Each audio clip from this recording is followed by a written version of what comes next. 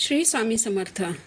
तुम्हा सर्वांचं श्री स्वामी समर्थ कृपा या चॅनलवर मनापासून खूप खूप स्वागत.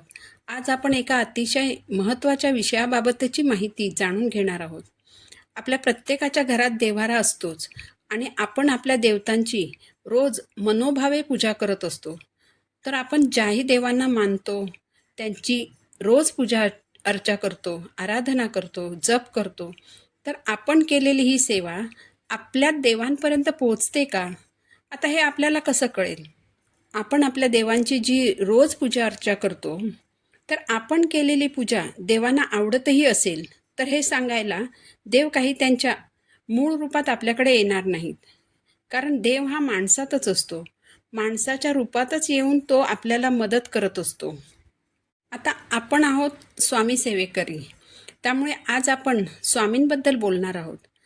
तर आपल्या अडीअडचणीत स्वामी जेव्हा आपल्याला मदत करतात तेव्हा ते देखील माणसाच्या रूपातच येऊन मदत करतात. आता हे कसं ओळखायचं की आपण केलेली सेवा स्वामींपर्यंत पोचते का? स्वामी आपल्या घरात येतात का? स्वामी आपल्या सोबत आहेत का?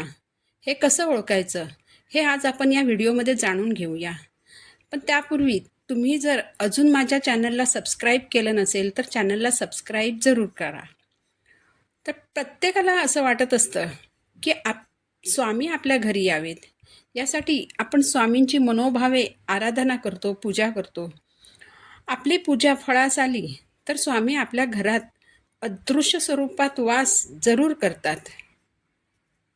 काही संकेत असतात जे आपल्याला सांगत असतात की आपले स्वामी आपल्याबरोबर आहेत. परंतु हे ओळखण्याची, आत्मसात करण्याची ताकद आपल्यामध्ये नसते. त्यामुळे हे कोणते संकेत आहेत हे आता आपण जाणून घेऊया. तर पहिला संकेत आपण समजून घेऊ. तुम्ही ज्या ऑफिसमध्ये नोकरी करता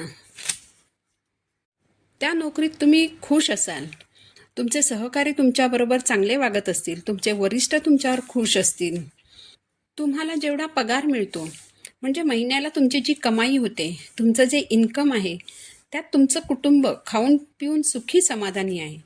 तसंच तुमची मुलं शाळेत जातात, नित्यनेमाने अभ्यास करतात, पास होतात, दरवर्षी वरच्या वर्गात जातात, म्हणजे तुमचं घर अगदी गोकुळासारखं आहे. याचाच अर्थ असा की तुमचं घर सकारात्मक ऊर्जेने भरलेलं आहे. तुम्ही जे कमावता तो तुमचा पैसा कारणी लागतो. अनाठाई आजारपणावर वगैरे खर्च होत नाही, वाया जात नाही. तुम्ही जे कष्ट करत असता त्यात तुम्हाला यश मिळत असतं. अशी जेव्हा परिस्थिती असते तेव्हा समजायचं की स्वामी तुमच्या घरात आहेत. स्वामी अदृश्य रूपाने तुमच्या घरात वास करतात. आता दुसरा संकेत पाहू.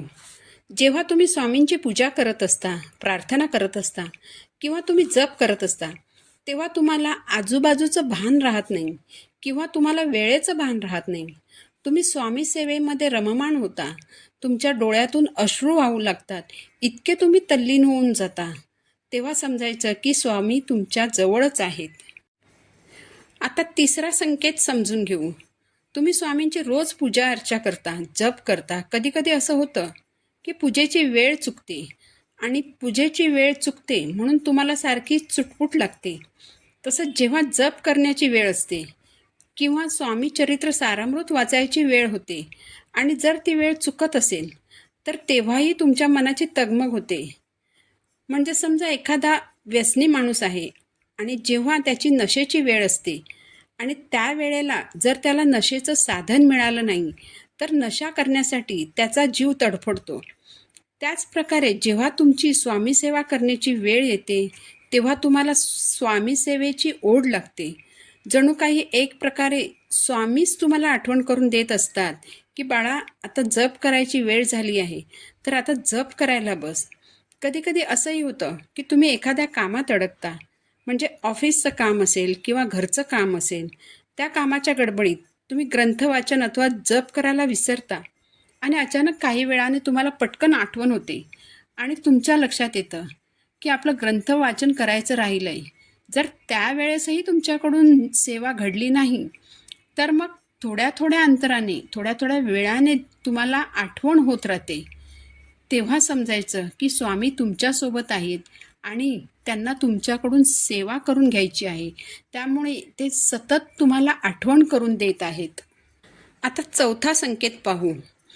जेव्हा भविष्यात घडणाऱ्या गोष्टींचा तुम्हाला पूर्वाभास होऊ लागतो, म्हणजे फक्त तुमच्या बाबतीत घडणाऱ्या गोष्टी किंवा तुमच्या घरातील सदस्यांबाबतच घडणाऱ्या गोष्टी असं नाही, तर तुमच्या नातेवाईकांबाबत घडणाऱ्या गोष्टींचा देखील तुम्हाला पूर्वाभास होऊ लागतो.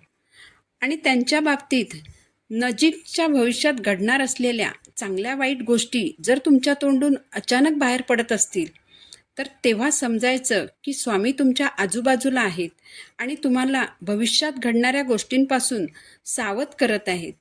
इथे एक मात्र गोष्ट जाणीवपूर्वक लक्षात ठेवायची, ती म्हणजे बोलताना सकारात्मक गोष्टीच तोंडातून बाहेर पडतील याची काळजी घ्यायची. आता आपण पाचवा संकेत समजून घेऊ. समजा आपण एखाद्या अडचणीत आहोत. त्या अडचणीमुळे आपण त्रासलेलं असतो. आपलं डोकं काम करत नाही. आपण उलटसुलट विचार करून बघतो, पण कुठूनही मार्ग निघत नाही. आणि आता कसं होईल या विवंचनेत असतानाच अशी एखादी व्यक्ती आपल्याकडे येते. म्हणजे ती रोज येणारी व्यक्ती असेल असंही नाही. ती लांबच्या ओळखीतली व्यक्तीही असू शकते. आणि आपण न सांगताही कधीकधी अशी व्यक्ती आपली अडचण ओळखते. अगदी कधीकधी खोदून खोदून विचारते आणि आपल्याला आपली अडचण सांगायची इच्छा नसते, तरी आपण त्या व्यक्तीला आपली अडचण सांगतो आणि ती व्यक्ती देखील आपल्याला एखादा मार्ग सुचवते. आपली अडचण सोडविण्यासाठी एखाद्या ओळखीच्या व्यक्तीचं नावही सुचवते आणि तुम्ही प्रयत्न करून बघा, तुमचं काम होतं का असंही सांगते. आपण प्रयत्नही करून बघतो आणि चुटकीसरशी आपली समस्या देखील सुटते. त्यावेळी बघा आपण पटकन असंही बोलतो की बरं झालं बाबा, देवासारखा धावून आलास. असं जेव्हा जेव्हा घडतं तेव्हा समजायचं की स्वामींनीच माणसाच्या रूपात येऊन तुमची मदत केली आणि स्वामी तुमच्यासोबत आहेत. आता हे जे 5 संकेत आहेत, हे सर्वच्या सर्व सगळ्यांना लागू होतील असं नाही.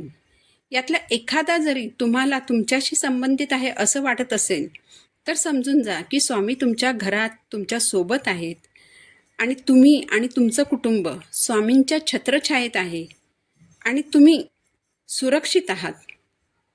माहिती आवडली असेल तर लाईक, शेअर, सबस्क्राईब जरूर करा. पुन्हा भेटू नवीन व्हिडिओसोबत. श्री स्वामी समर्थ.